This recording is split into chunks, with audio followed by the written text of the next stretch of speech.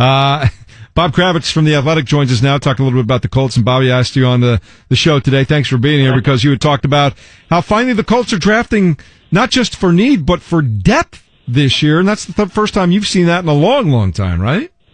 Oh, absolutely. This is the first time that I can think of in a while where cut down day is going to actually be a challenge. In the last couple of years, the question was, where do we stop cutting?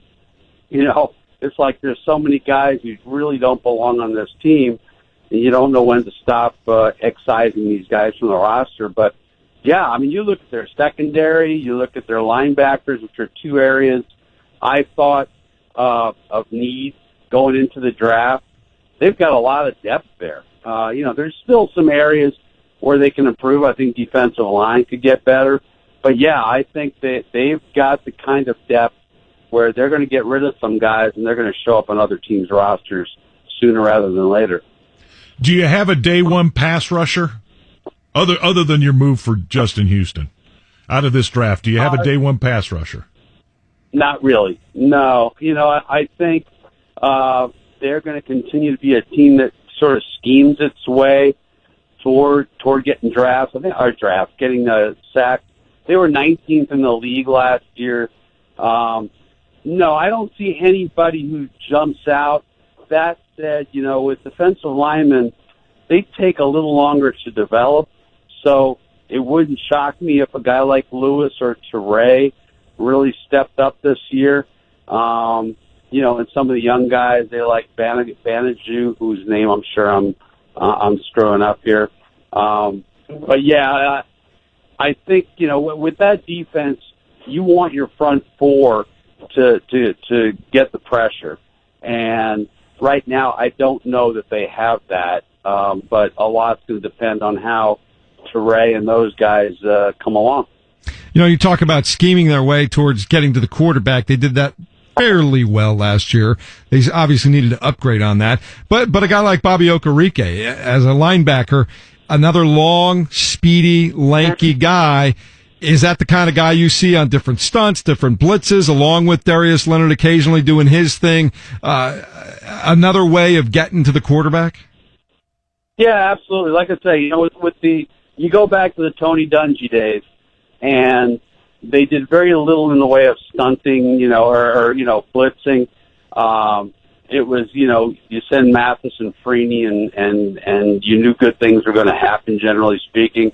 They don't have that now, so they're going to need these long, fast athletes to somehow get to the quarterback. I thought Matt Eberflus was, I don't even know if there's an award for best assistant coach, but the job that he did last year, getting them from the bottom of the league by almost every metric to 10th in the league in points allowed was pretty remarkable. So I still think they're in a position where they're going to have to scheme and do some different things, especially with some of these new guys. But I think when we'll know this team has truly come of age when they can send that front four and get the kind of pressure they want. A lot of talk about wide receiver. Does Paris Campbell, Devin Funchess, or maybe Deion Kane? Which one of those three has the biggest impact and give Ty the most relief? I'm not sold on Funchess now. I wasn't sold on Ebron last year, before he started either. But Funchess has an incredibly high drop rate, which is really concerning. Maybe my view of Paris Campbell is tainted by the fact that I always saw him against IU, and he'd always go for about 8,000 yards, 6 touchdowns. But this kid has stupid speed. I mean, he's unbelievable, and you just know that Frank Reich is going to find ways to get him into space. I think Paris Campbell's going to end up being your slot guy most of the time, although he's capable of playing anywhere, playing outside. And I think Funchess will be your 2. He's a good red zone guy. I think they need Funchess to step up because he's got some experience. But I think over time, this Paris Campbell may be the real deal. You know, Bob, it's interesting. I look at the Colts almost like an episode of Flipping Vegas, right? I mean, you think of where they were 2.5 years ago, kind of run down, not a lot of depth. You had an injured quarterback, and who knew what his future was going to be. And literally within 24 months, Chris Ballard comes in here, and yes, Andrew got healthy, and that's a big part of it. But the pieces he's put around him on offense, the depth that he's building now on defense. I mean, this is one of the best houses on the blocks now, Bob. What do you make of this turnaround? Oh, yeah, Chris Ballard's the real deal. I mean, he knows what he's doing. You know, I remember when Irsay said he's the greatest GM candidate of the 21st century, which is typical Jim hyperbole, but he knows what he's doing.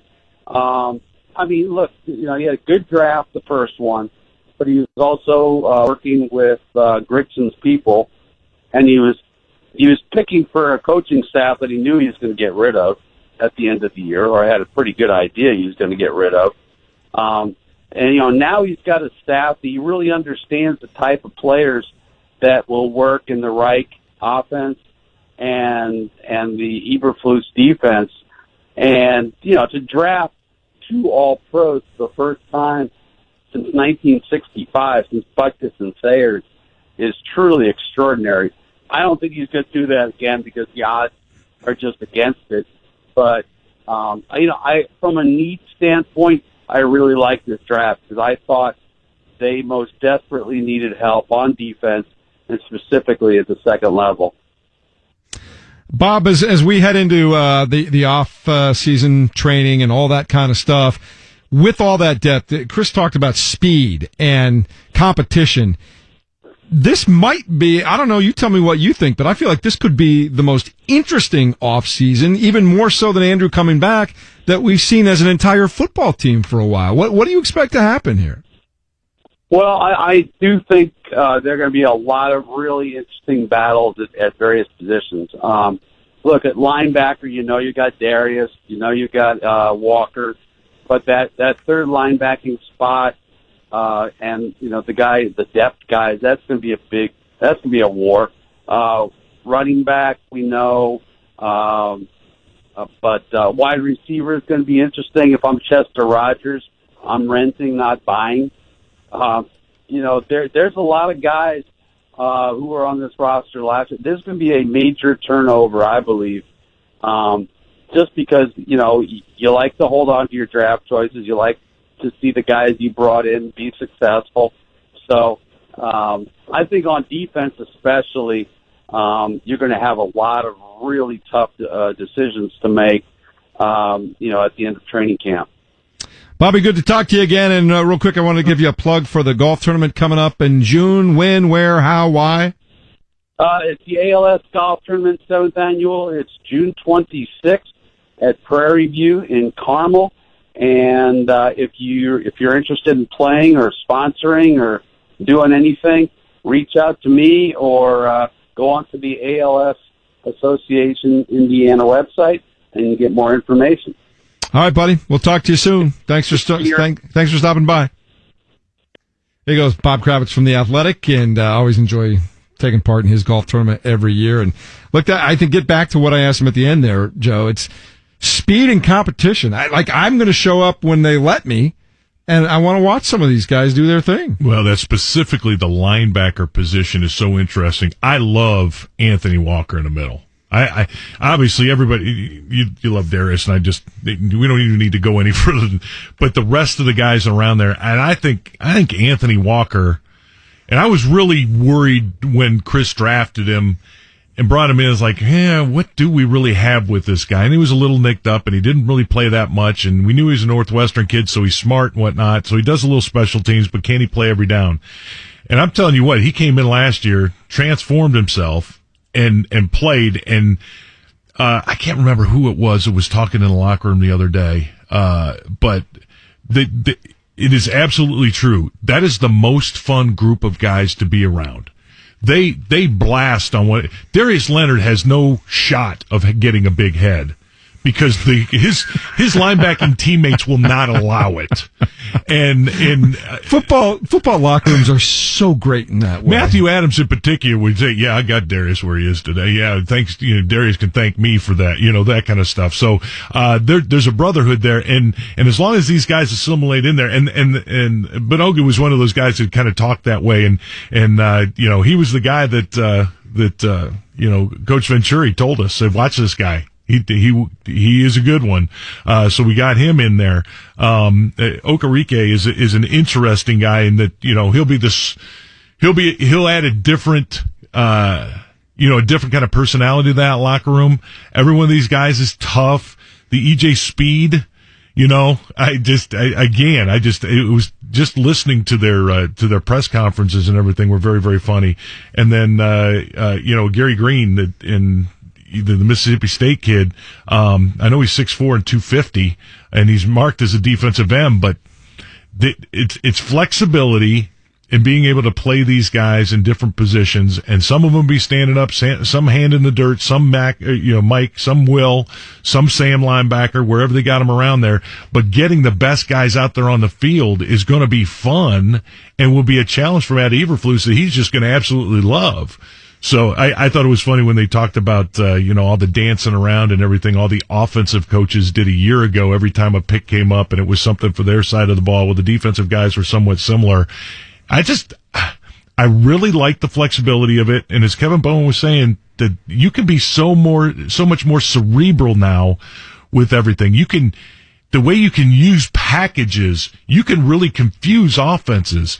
And so I credit him because Frank Reich's always been a really smart guy that way.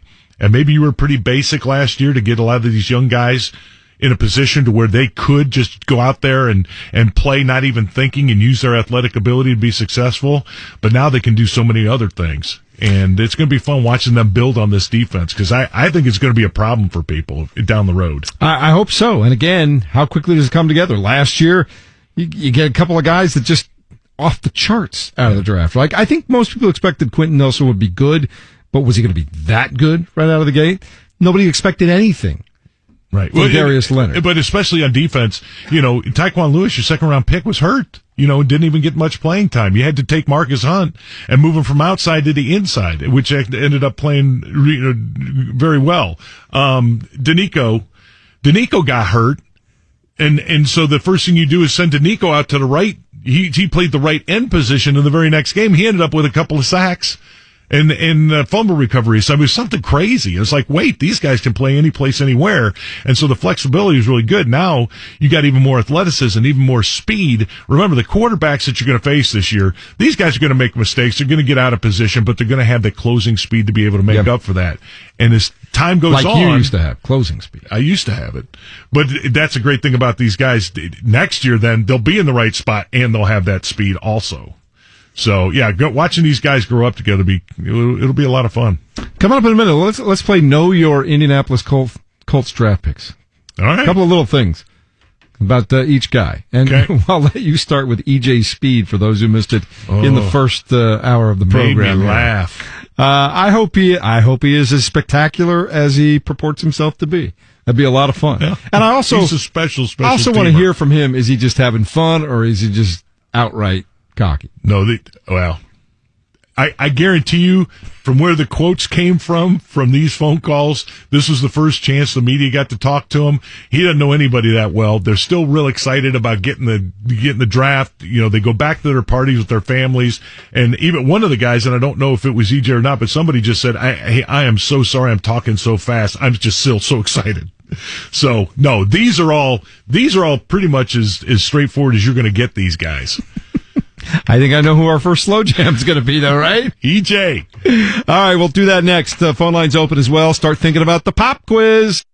That's coming your way at quarter till. It's right here on FM 107.5 1070 The Fan.